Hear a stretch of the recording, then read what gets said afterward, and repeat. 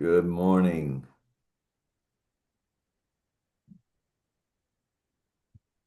I guess. Good morning, George. Yes, sir. It is. It's gorgeous here. Oh, it is here too. Yeah. Got that great Port Royal. What is it? Buford? Yeah, Port Royal. Excellent. Well, we got two-thirds of the team here, so ready for market reports in a minute. Got Good. Aaron and Patty. We're here. We missed you last night, George. Well, you're sweet. Thank you. Yeah, I hope your thing went well. Hallelujah. Um, is the market up? Yes. Why? I, Yeah. I don't know why, but I'm thankful it is.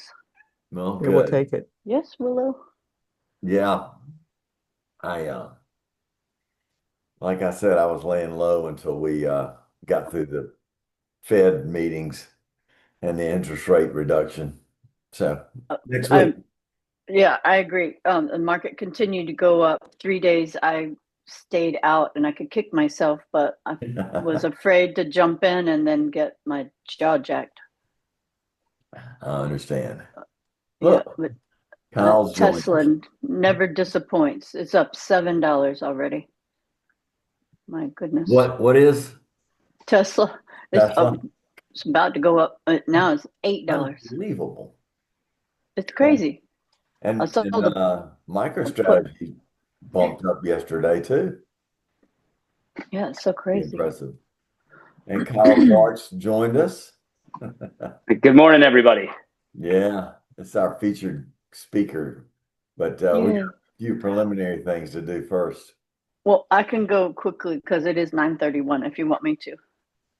Um, Oh, wait, sure. I can Yeah. wait. Hello, everybody, and welcome to Friday. And Patty, take it away. Okay. All right. The market has been on fire this week. So everything's up. The Dow, S&P, Nasdaq, and Russell. The Russell did the best. I'll start there. It's up 2.84%. It's up again 0.15%. So it's almost 69 points. The Nasdaq was up 365 points, 1.49%. S&P 0.74 and the Dow 0.67. I could go through the points if you want, but they kept hitting all-time highs, intraday highs. It was amazing. Um, the things that were flat, gold pulled back, but only 0.1%. So it felt like a big drop, but it really wasn't compared to last week. So in the last 5 days, it's only down 0.1%. Silver down 1.21%. That was less than 1 point. The dollar is just flat, still 97.745, but it's a bit up. The 10-year went up slightly, just a 0.5%, so 4.133 about an hour ago I looked. And WTI is flat too, still 63.2. The big news was the Federal Reserve lowered interest rates 0.25% on Wednesday afternoon. And the only dissenting vote was Stephen Mirren, who is Trump's appointee. He voted for a 0.5%, but he wasn't able to convince anybody else to go with that. And then also Cook she was still voting. And if you missed the news yesterday, Trump has asked the Supreme Court to still allow him to fire her. So we'll see what happens with that. Because he got a ruling against him on the from the Appeals court. appeals. Yeah. Yeah, yeah. So he's just going up to the next Next level. level. The only stock I'll mention is Nvidia. It was charged by China with violating the monopoly rule. So it did Yeah. make Nvidia go down, more than $6, but it recovered yesterday. Last I looked, it was up $5 yesterday afternoon. and it also made a $5 billion investment in Intel, and Intel went up like $5 or $6. It was the best day it had in 38 years. So even though it's almost 50% down from where it was last year, Wow. it went up to $31, which was a big deal because it's stuck at 22.24. So Hmm. anyway, that's all I got. But $5 billion investment in Intel Intel. from Hmm. NVIDIA. Interesting. I wonder if Trump had something to do with that. I don't know. He'll I'm take sure credit Trump for it, did I'm not sure. If say, I it, put yeah, some in. I want you to put some in. yeah, No, but yeah, of note, the U.S. did take a position in Intel, which was Yeah. at 20. So the U.S., I don't know who effectively owns that, whether that's our sovereign wealth fund or whatever, but the U.S.'s position in Intel is effectively up 50%. yeah. That's amazing. And that was under Biden when they passed that act to do U.S. investments. So yeah, they gave them tons of money. I've forgotten the figure, um, but hopefully they'll improve. I don't know. No. Yeah, they No. need new leadership. Yeah. Yeah, Gensler, was it Gensler? I've forgotten the guy's name. He finally stepped down, and someone internally stepped up. But Trump is all over that poor man and told him to resign, and he hasn't. So of course he went to the White House to do a meeting with him, and things seem to be okay. But yeah, Trump's really pressuring him to get out. Whew. Yeah. He has more Trump has more tentacles and more fires than Les does. Yeah. Yeah. Um, Okay. All right. so all right, well, That's my Aaron, report. let's see. Aaron's going to share a little bit about the crypto news. Tell us what's going on there. Yeah. Hey, morning, George. Can you hear me? Yes, sir. Yeah. So to kind of piggyback off the Gary Gensler stuff, I saw a clip. I think it was MSNBC, and he was talking about how there's thousands or like tens of thousands of tokens or coins that have no inherent value. And I think he's missed a couple of zeros because there's millions upon millions of tokens and coins that have been created with nothing to. So it's kind of funny Yeah. to, I don't know how much his head's in the sand on that too, but it was kind of humorous. But yeah, moving on. So yeah, today I think we will see some volatility with there's quite a bit of options, primarily with Bitcoin and Ethereum, and then in stocks that expire today. So um, I'm actually I don't as far as technical analysis goes, looking at Bitcoin and Ethereum to pull back a little. I'm eyeing that 114 range right now. I think we're seeing that sideways. There's a bit of euphoria. In the market, in socials right now. So we'll see what happens. I am eyeing a larger drop towards the end of really next week. Um, I'll be a buyer or a trader around that 106, 108, somewhere in there, unless it just decides to take off. But I'm eyeing a pullback, nothing crazy before we go up and make some more all-time highs, but not financial advice, of course. Um, Absolutely not. always got, yeah, always got to say that. But large caps saw a lot of good movement, especially with Sol or Solana. It was looking pretty good, and I think a lot of it has to do with this large cap increase. You had the first ETP or exchange traded product, which is a little bit different than your standard ETF where you actually Yeah. hold assets. The exchange traded product it's more synthetic based or derivative based pricing. And what that was Bitcoin, Ethereum, Ripple, Solana, and Cardano. So that basket and those prices, you get exposure to essentially that basket of cryptos. So Grayscale was the one that put that in, and it got approved this week. So definitely something to watch. And I think you're going to see more and more of these products come up and almost have like these mini indices or kind of top 20, top 50, top 100. And be able to get more and more exposure to more and more capital. So,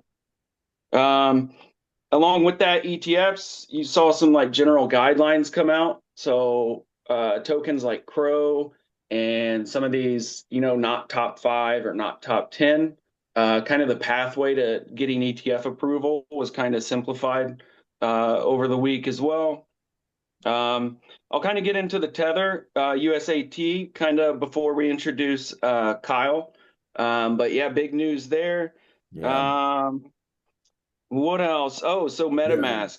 Yeah. If you the I guess what I'm doing is currently trying to find all my MetaMask wallets from over the years. So, take the dust off of them. I think there's going to be a token airdrop. The Mask token. MetaMask has been around. It's one of the oldest, I think, wallets and most widely used. But the Consensus CEO hinted towards an airdrop. So, something to watch for in case you have to, connect to something and see what your airdrop is. Just make sure you use all the correct links with all that as well. But definitely worth watching if you've used a MetaMask wallet in the past. Let's see, do I have anything else? I think that's really it for the update. George, did you have anything else before kind of introducing Kyle? Yeah, just let me sort of overview. We're gonna have a discussion today with Anchorage Digital, and Aaron's was instrumental in that. They have made a number of splashes in the news this week, and USAT is one of them. We'll speak about that, or Kyle will. And then we want to pivot to the conference last night that was held in Columbia, and have a little recap of that. And then thirdly, I want to talk about um, Meanwhile, which is another um, new digital, I mean, a new uh, Bitcoin centric product in the insurance field that Anchorage has aligned with. I just want to speak about that briefly, because I'm thinking about tying that in next week. But anyway, this sort of follows our stablecoin conversation that we've had over the last couple of weeks. And so Aaron introduced me to Anchorage and did a little bit of research. And then he said, let's try and get Kyle on the call. So I'm going to turn it over to Aaron and ask him just to say, hey, tell us, and give us a little intro to Kyle, if you would, please, Aaron. Yeah, no, thanks, George. Yeah, so a little background too with the relationship between myself and Kyle, and then also Chase. He's called in, quite a few times as well. I'm not sure if he's on the call this morning, but it started a while back, and Chase works as a registered investment advisor, RIA, and we were talking crypto and looking for a way that um, Chase could actually get exposure to crypto for his clients and for his firm to kind of adopt, and we brainstormed and we landed on Anchorage, and this is, I think, close to a year ago. I mean, it's been some time. um, and did some due diligence, had some phone calls, spoke with, I was on a couple very early on with Kyle and Chase, and I think that relationship's grown to where, they've incorporated Anchorage in their and what they do, which is pretty cool to see that from kind of start to finish. And yeah, touch base with Kyle. And Anchorage is one of those things, the more digging that I do, the rabbit holes, the research, it seems, I get more and more excited about what they're providing, not only to the space, institutional clients, and then just as one of these companies in crypto that continues to grow and grow and not just kind of disappear over the years. And with that said, like Kyle, I know August was a giant month for Anchorage. I was following along on LinkedIn, and I do recommend anybody that's interested, follow on LinkedIn. They have tons of updates, and it seemed like there was a new update every week. You had like the consent order getting lifted, Prime launching, Anchorage Ventures coming out to where project founders could apply for, kind of helping that token generation event, stablecoin issuance. There's all this stuff that really they've launched in a short amount of time. So definitely not a shortage of catalysts with Anchorage. So excited to and then you had USAT. It seems like it came out of nowhere that Anchorage is the issuer. So with all that, all those giant catalysts, I'll kind of leave it to you to explain everything. No, I'm just kidding, but no, thank you for Well, hey, joining us. It's a pleasure having you. yeah, Aaron, really appreciate it, and George, thanks so much, for the invite. That was a great introduction, and we could probably talk for hours and hours on any one of these new things, that we've recently announced. And candidly, even being part of the org, sometimes it's tough to keep up. But we can get into all of that. I'll give you a little bit of background on kind of myself and then Anchorage, and then really, want to spend our time talking about whatever you are all most interested in. I'm kind of in a unique role here that I can get into, but I'm lucky enough to have a lot of irons and a lot of fires kind of across the org, and may not be able to speak to the intricacies of things like our options derivatives desk and how we differ from some other players, but can certainly at a high level kind of bring you up to speed on everything that we're doing. So Kyle Clark, based in Boston, on the revenue team here at Anchorage. Previous to joining Anchorage, I was a director of business development at Zero Hash for 3 years, and one way or another have been in the space since 2015. I was at a startup here in Boston, and we got bought by Fidelity, and I'm thinking to myself, like, we're going to be hot stuff. Walk into Fidelity the first day, nobody cares about us, like less than zero. The only thing people cared about was blockchain and Bitcoin. And I thought, well, if all these really smart people are hitching their wagon to this horse, you better figure it out quick. And of course, the more you peel back the onion, you start drinking the Kool-Aid, and you're like, wow, it's not a matter of if, but more a matter of when. And I think that when now, with a lot of the regulatory tailwinds that we finally have, is actually coming to fruition. More specifically, my role at Anchorage, I sit on our financial institutions group, which is a very broad title for an org, and I lead go-to-market for that team. And what financial institution group really is, it's my job when we launch new business lines. Aaron had mentioned our work with Chase and the team. Our RA wealth management platform is really only about a year old. Working with banks and ETF providers like the BlackRocks, like the 21 shares of the world, that's only about 16 or so months old. Stablecoin and payments now is probably taking up about 50% of my time. Lending has blown up over the past 6 months, which is to say, this time last year, I was having one lending conversation, which is to say, hey, I want to be able to hold BTC as loan collateral for USD or stables, maybe one every couple of weeks. Now I have probably 3 or 4 a week. So there's so much kind of going on in the space. And I would say that the most difficult part about being at Anchorage to a certain degree is understanding what opportunities you want to allocate resources towards actually figuring out. Because of course we have a kind of strategy team that leads as tip of the spear. So if we're going to launch a stablecoin payment solution, or we're going to launch a lending product, or we're going to launch a wealth management product, the goal is to go find the best, most ideal client possible, and then replicate that model.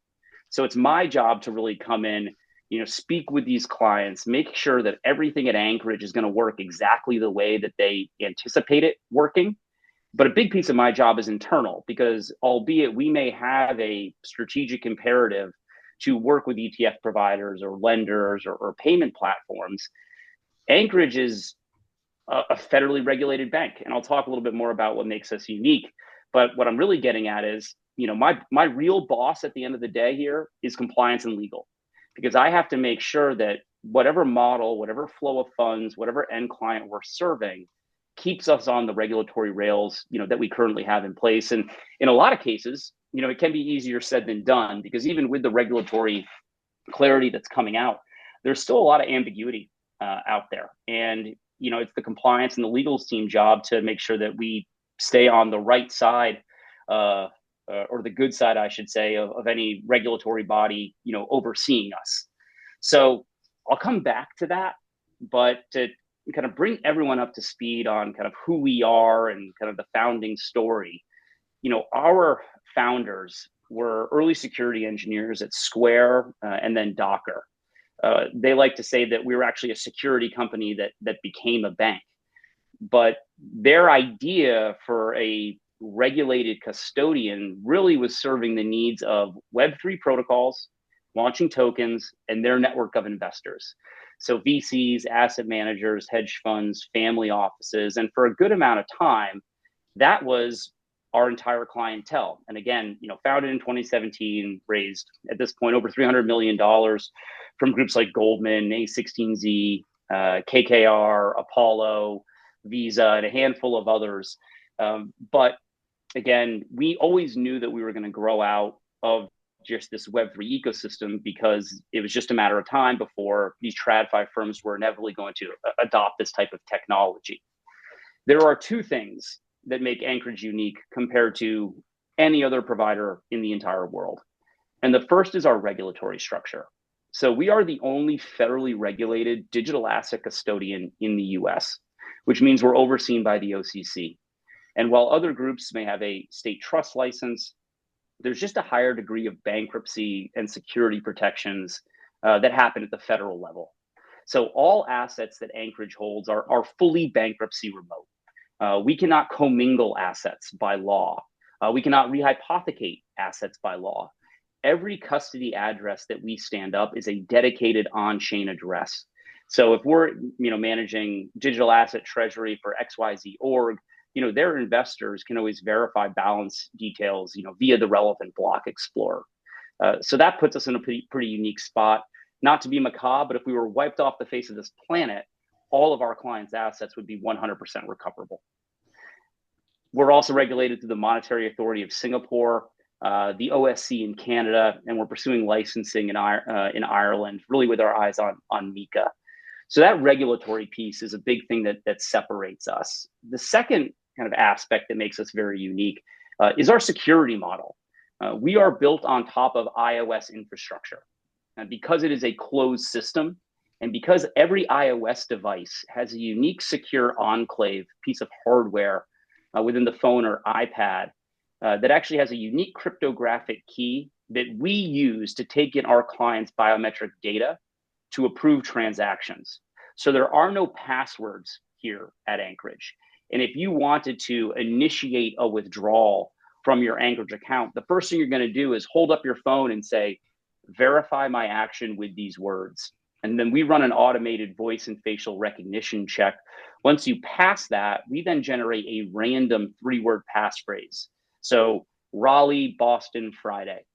Great. You've now kicked off what we call quorum, really the transaction signing process. At minimum, we need our clients to have 2 people on their team who approve these transactions. That's the minimum. We have some sovereign wealth funds. It's 9 out of 10 people have to approve.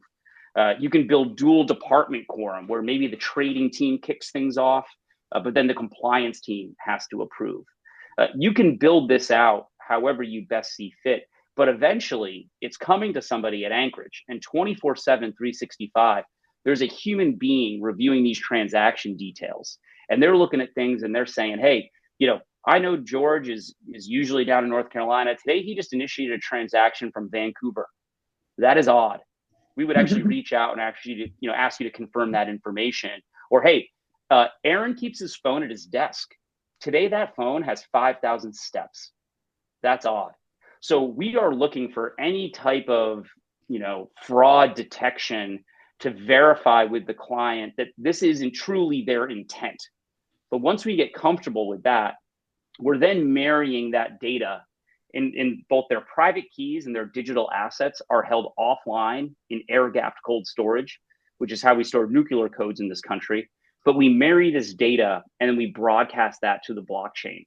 So 100% of client assets held at Anchorage are held in air-gapped cold storage. And you may find a lot of orgs, they do 80% in cold storage, but 20% on chain, for liquidity purposes. Not the case here. 100% in air-gapped cold storage. But the goal, of course, is we want to provide real-time access to those assets, which we believe we've created via this iPhone or iPad biometric verification. So you need an iPhone or an iPad to not only access the Anchorage app on the web dashboard, but you need it to verify these transactions that are coming through. And I know when I explain that, it may sound like a lot of steps, but there's no separate hardware. There's no UB keys, no need to set up a conference call at 2 a.m. on a Sunday because you want to deploy capital.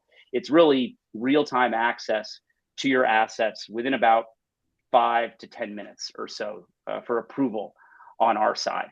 So that foundation of security and custody is a big reason why groups like BlackRock, groups like Cantor Fitzgerald have chosen to work with Anchorage. And I think that security model is a big reason why we're still the only federally regulated digital asset custodian.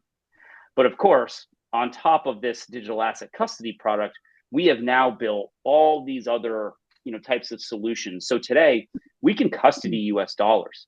Our clients can send and receive US dollars via Anchorage. So if I'm talking to a Web3 startup in APAC, to tell them you can open up a bank account via Anchorage here in the US to take in dollars from VCs or pay out US employees.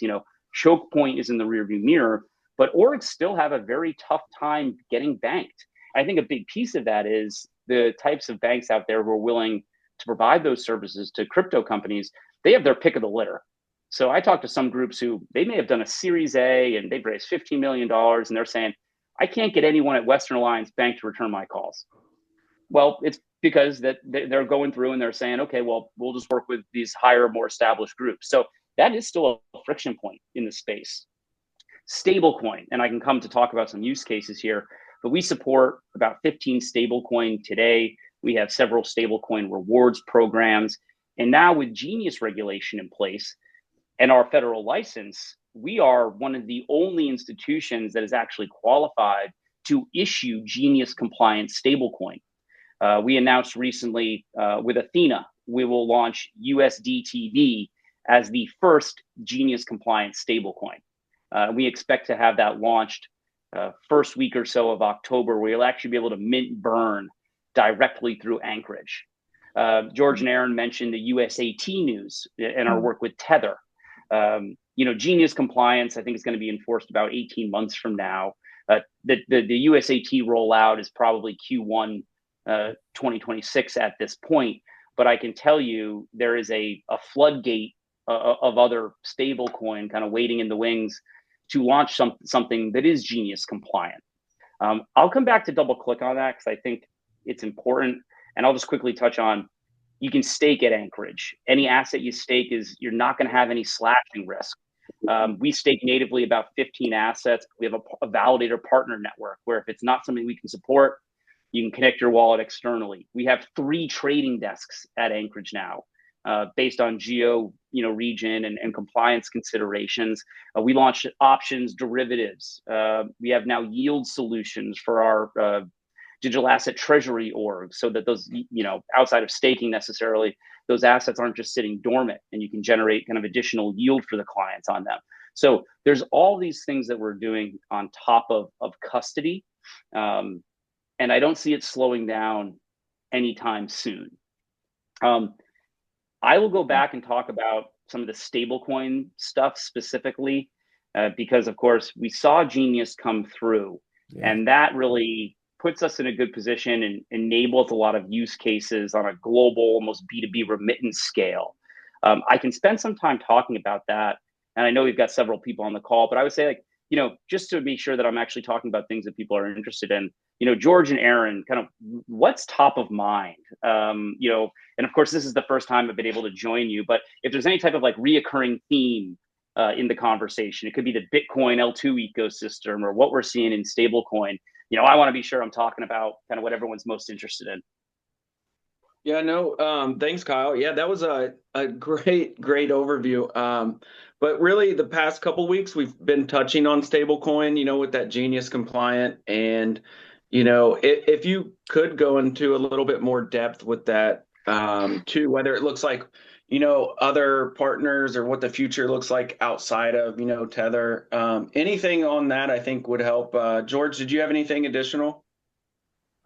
Yes, Well, man, my mind is just going crazy here. But I did extend the call, so I figured that was going to happen. But I'm thinking J.R. Schroeder and Kyle Clark on the same call would be explosive. That would be great. J.R. Kyle is the legislative administrator for Representative Timmons, who's on the Finance Committee, who was instrumental in getting some of the genius through the House, and then his work the market structure that's sitting in the Senate right now. So anyway, that's that. But anyway, yeah, go. I got distracted, but go ahead and Yeah, no, take. no. well, can So we ask a question just like practical use? So if somebody signs up for an Anchorage account, like a bank account, or it's like a Charles Schwab or Robinhood account? yeah, that's a great question, Trisha. Anchorage is institution only, so our only clients are other businesses. But Oh, essentially, when you onboard to Anchorage, you are getting access to our entire suite of solutions. Now, I work with some clients who may be LATAM based, and they're saying, "Well, Kyle, the only reason I'm onboarding to Anchorage is so that I can deposit in stablecoin that my commercial clients are receiving as a form of payment for goods and services. I want to off ramp to US dollars and wire out USD to US based partners." Well, that's about as simple flow as it gets. And I always say, for even the most established groups, like, let's look at this relationship as crawl, walk a little bit quicker, jog, and then run. And every once in a while, you'll have a established firm say, I've got 12 things I want to do. And I'm like, I love your enthusiasm. But let's pick one. And you start there, because there are idiosyncrasies in this space that, if you are operating in TradFi, there's just a different way of doing things, whether it be settlement time, whether it be flow of funds.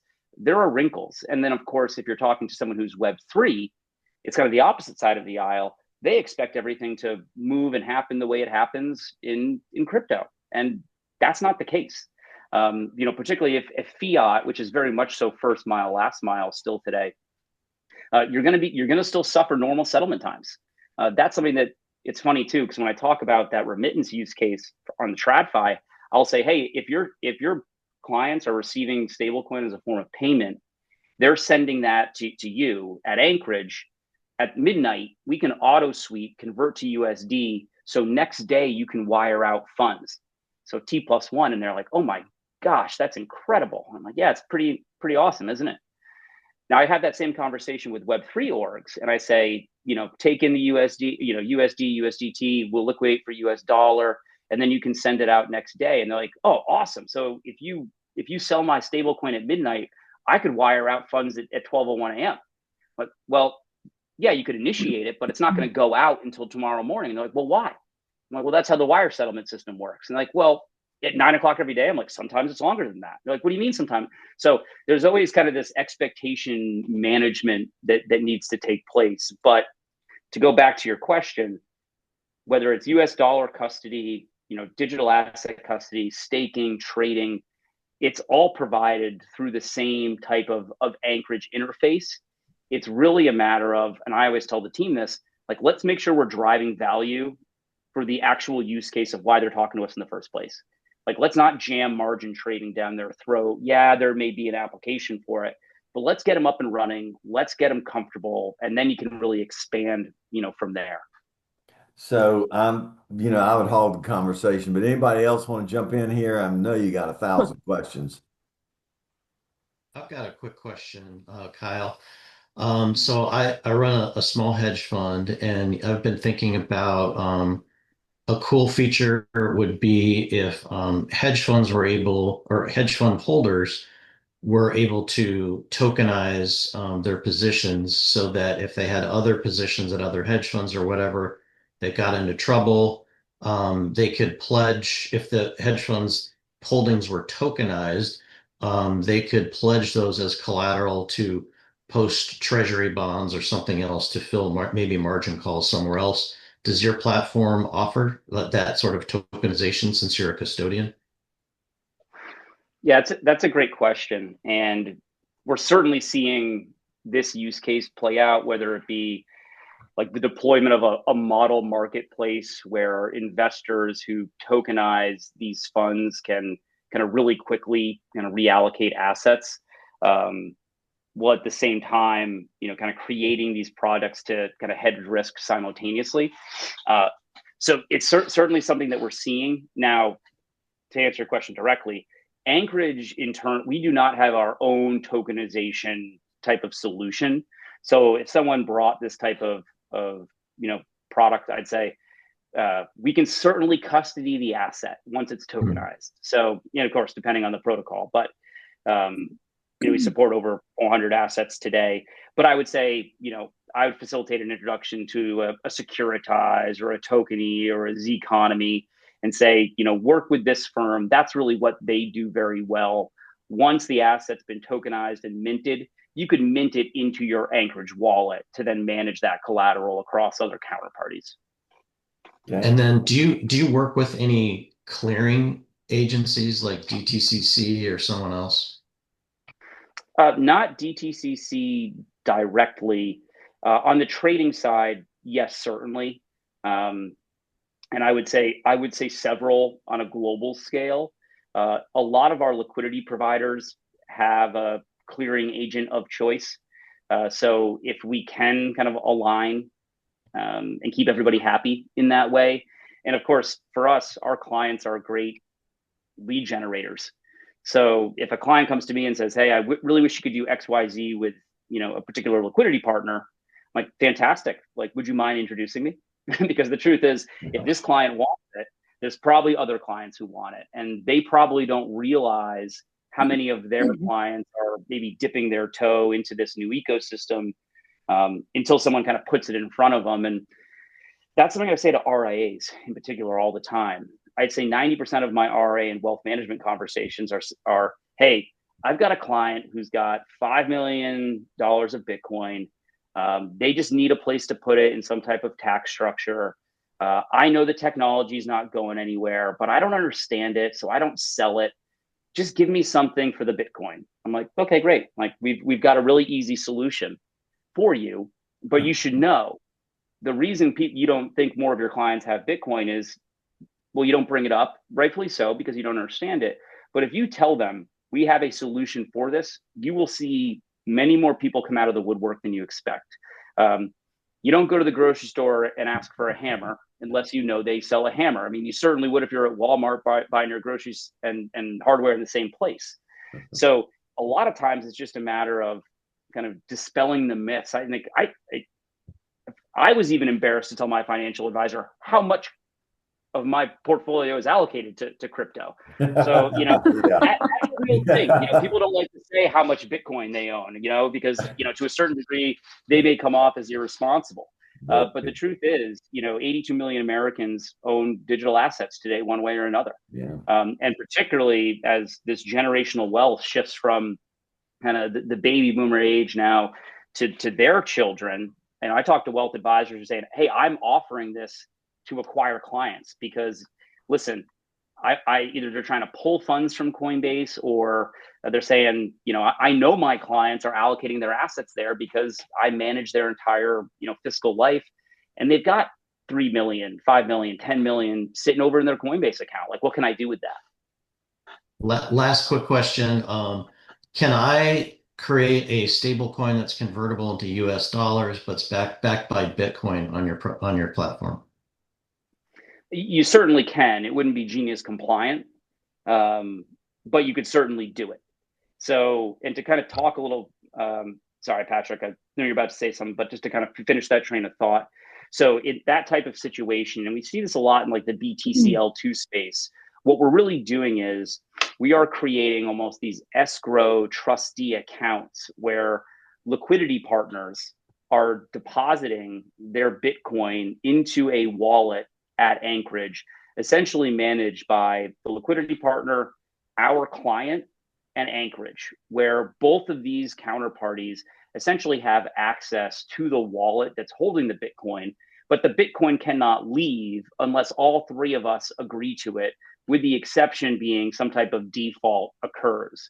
So we'll lock that BTC and they wrap it into a stablecoin, for example, or any L2 token in the BTC network. So you could certainly do it. Yeah. Thank you. So I'm gonna just we're gonna pivot in a second away from Kyle, so give him a little breather. But anybody else want to ask one more question? I've got one, but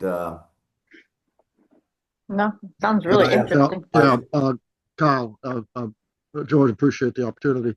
Yeah. And Kyle, we have the state association, South Carolina Emerging Tech. We're the policy drivers with five, currently filed. One of them is a strategic reserve bill, that gives our treasurer the opportunity to invest up to 10% assets. We're really in an education mode right now, and obviously having a resource, to bring in and potentially meet with some lawmakers here between now and January, is a real opportunity. So that's an area we'd be interested in exploring as a state association. If that's Would something love that the you all might opportunity. support, yeah. Yeah. Oh, very much so. And we have our chief of staff has pivoted at Anchorage to specifically spearhead our custody product for treasury management, whether it's federal or state level. And we're not only seeing it domestically, but internationally as well. And Dennis, or I was going to say George and Aaron, feel free to please to circulate my email. Everyone, feel free to reach out to me on LinkedIn. But yeah, Dennis, would love to continue that conversation and kind of connect you with people who carry a lot more weight than me at Anchorage, because they would love to be involved in those conversations. All right, Kyle, I'm gonna just mention that if you would, there is your CEO Nathan McCauley did a presentation recently, why every bank needs a digital asset strategy, and I saw that on the American Banker. But anyway, I thought maybe that would be a great video for people to take a look at. I'll try and find it and send it out so I don't have a paywall on it. And then let's see the I yeah, do want to so make you one got a more lot of comment. great things here. So, but I wanted to sort of pivot away from Kyle. But Kyle, we'd love to have you on again. I can tell there's just so much going on in your brain, and you've really filled us with a lot of knowledge. But let's just pivot for a second to Patrick and to Dennis, who participated in a conference, and Patty, who participated in a conference yesterday here in Columbia on economic freedom forum. And just to highlight it real quickly, we haven't got a lot of time. And then I want to just mention one other thing, and then we're going to wrap this baby up. So, Patrick, you want to start, or Dennis? Yeah, Patrick? sure. I'll go first. So yeah, it was an event hosted by the Robert Smalls Group, which is a a subset of the Republican Party in South Carolina. Um, Jennifer Cunningham, I don't see her on the call, but she was the one that, and George, sorry, not George, Dennis put it together. I'd say there were probably about 7,500 people there. There's a couple speakers, three panels. It was a pretty good discussion. I really enjoyed it. I was one of the panelists, so I was happy to participate. Yeah, I think it was received really well. People in the crowd were pretty well educated on cryptocurrencies and Bitcoin and everything. So that was good. It wasn't like everybody was starting from zero. There was one politician there, Jordan Pace, is that right? I think I Wow. got his name right. Okay. Yeah, it was pretty good. things like this Hey, need to I happen wasn't more there. often, Mike Green was just as there. far Wait, as wait, the wait, wait. I educational wasn't there. outreach. I Mike was was there. there too. Yes, I was Yeah, there. and Paul. yeah, it was a good representation of this Well, no, I'm talking policy about to for sure. politician. I'll mute you, Mike. All right. All right, I'll I turn think it he was over to referring to Patty state then. politicians, but you get credit too. So yeah, it was. I got some videos from it. I hope it was Oh, recorded. we I don't know froze if it up. was. Um, all right, listen. Why don't we do this? I'm gonna. We can talk some more about this next week. Am I frozen? Not anymore. It did Okay. freeze up. Okay. So what I do want to do is roll this Well, whole thing in because Anchorage has become the custodian of a life insurance Bitcoin centric company.